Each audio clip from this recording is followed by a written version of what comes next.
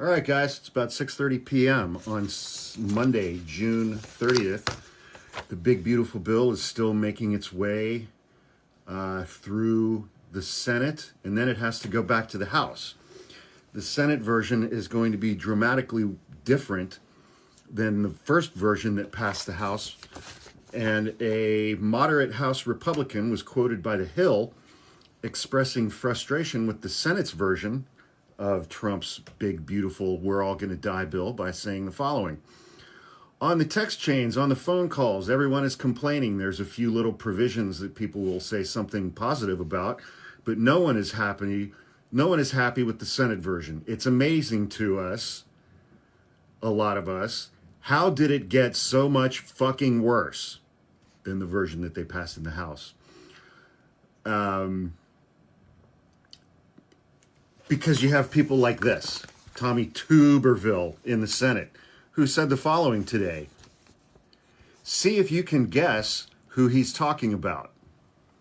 Quote, these inner city rats, they live off the federal government. And that's one reason we're $37 trillion in debt. And it's time we find these rats and send them back home. They're living off American taxpayers that are working very hard every week to pay taxes. The Senate version also got so much worse because we have people in the Senate like Alaskan Senator Lisa Murkowski, who supposedly was a principled Republican.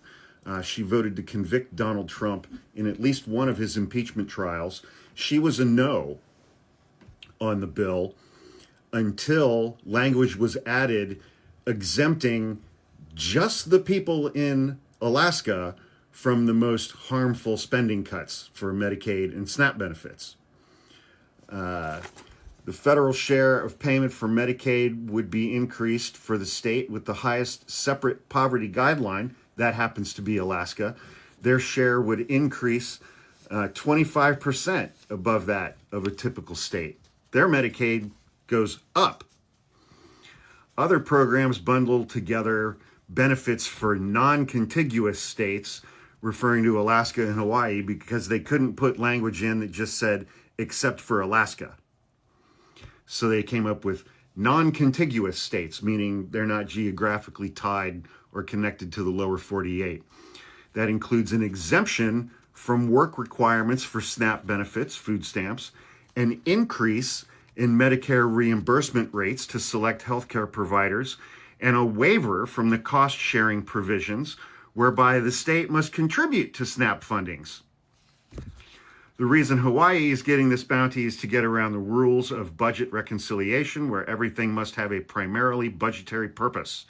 If Alaska were singled out by itself, then Democrats would charge that the riders were simply policies meant to benefit Alaska, and they would be right.